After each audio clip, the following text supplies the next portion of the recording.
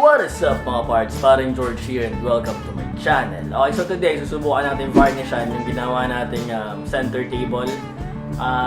Nakakuha ko ng ilang tips galing sa mga friends and also tumitingin din ako sa internet. Naghanap ako ng pinakamadali, pinakasimpleng paraan kung paano natin mapapaganda yung table natin at kung paano natin matatransform yung center table natin from this to this. Okay? So let's go!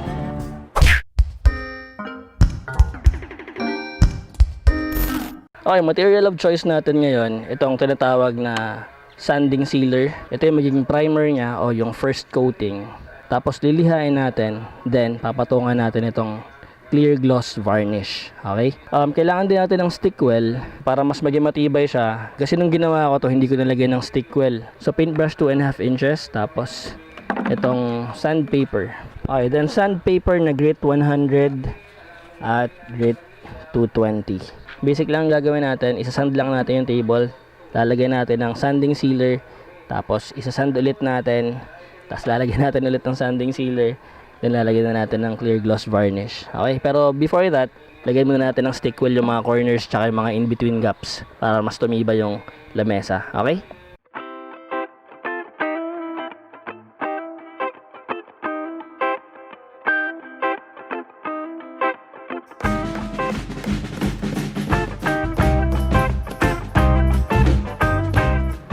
Isang tip nga pala mga parts, halimbawa ginamit mo yung kamay mo sa pag-apply ng stick well, huwag mo muna siyang tatanggalin o hugasan. Hintayin mo siyang matuyo, saka mo siya i-peel off. Mas malinis siyang tanggalin pag tuyo na, hindi siya magkakalat sa daliri mo.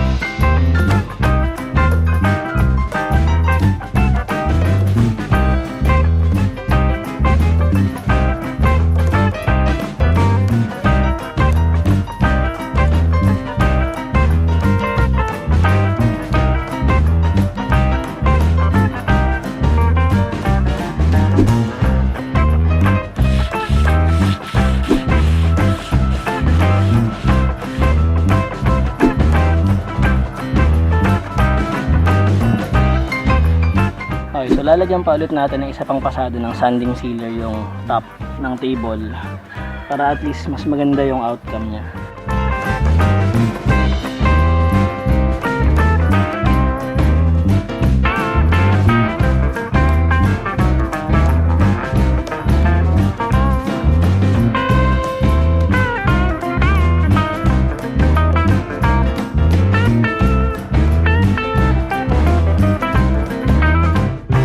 So yung ginawa ko, dalawang coating ng sanding sealer sa top. Tapos the rest, tagi isang coat na lang. Sakto, naubos yung isang bote. So, so I guess, sa ganitong project, isang bote lang ng sanding sealer yung kailangan. Okay, so patuyuin muna natin yung center table. Lunch muna ako. A few moments later. Ito pala yung effect ng sanding sealer. Parang sinelyohan niya yung mga pagitan ng mga grains. Nawawala na yung parang gaspang niya. Tapos, liyahin natin ulit bago natin lagyan nito.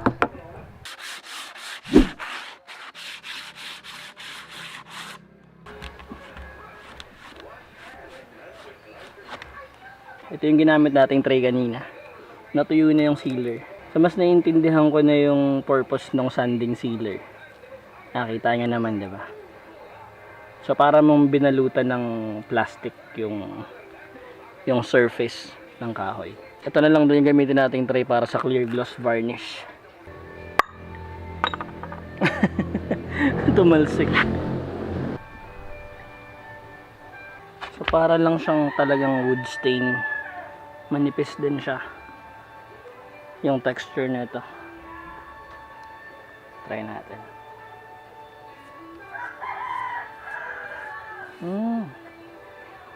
Mas madali siyang i-apply. Well, siguro dahil dun sa dahil dun sa sanding sealer. Kaya mas madali na siyang i-apply ngayon.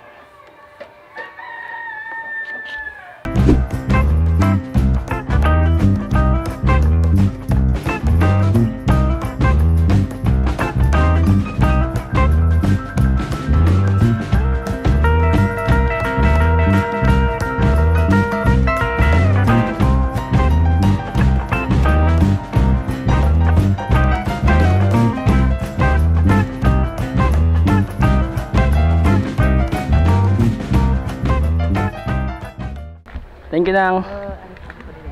Salamat. Okay, so ito yung bunga ng garden ni ng leklek. Amis. So, totoo nga yung kasabihan, pag may tinanim, may aanihin. The next day. Good morning mga pards. Okay, so back to work tayo. Actually Monday na ngayon. So nilaktawan ko siya. Saturday ako nag-start. Tapos Sunday kahapon, hindi ko siya ginalaw, pinatuyo ko siya. So ito na itsura niya ngayon. Sa tingin ko medyo okay naman yung resulta niya for a beginner like me. So far smooth naman. Ayan. Okay, so this time gagamit tayo ng P220 na sandpaper bago natin siya lagyan ng final coating. So let's go.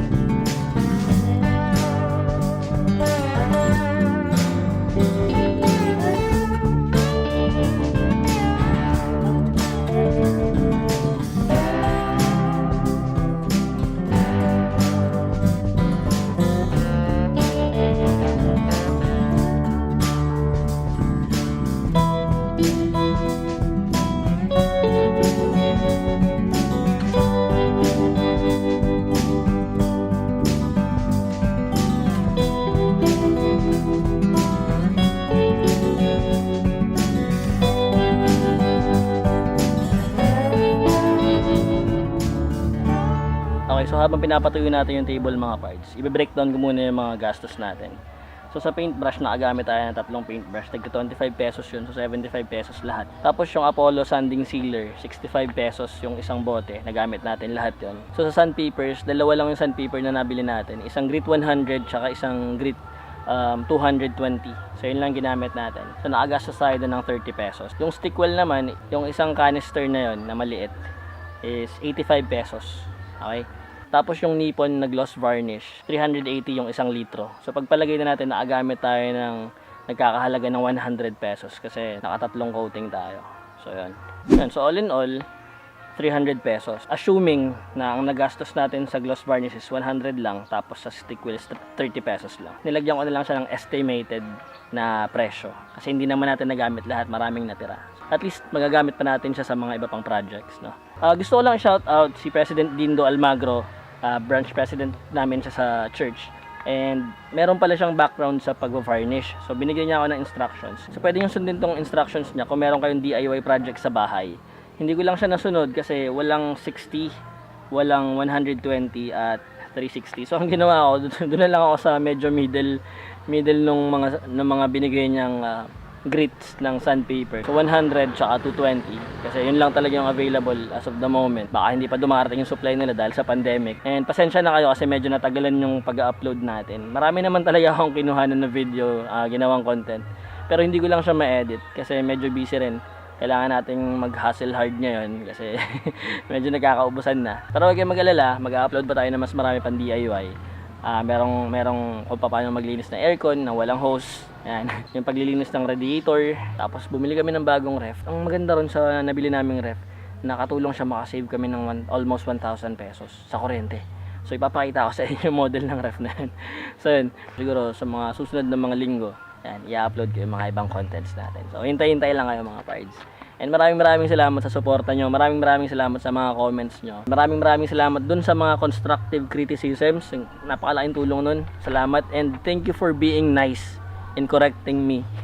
Kasi gaya nga na sinabi ko, hindi ako professional. Though interesado ako, pero wala talaga akong background or experience sa ganito. I mean, in terms of working experience, wala.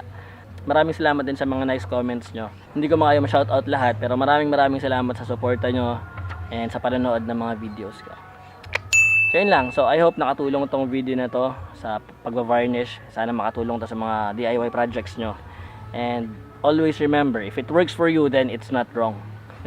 Kung magkamali man kayo, and then, you know, do it better the next time. So yun lang. Parang buhay lang rin yung pagdi-DIY. Okay, so maraming salamat sa panonood. Siguro hanggang dito lang ang itong video na to. Kita-kits sa next video. Please like, comment, and subscribe. And pakishare na lang din sa mga kaibigan nyo.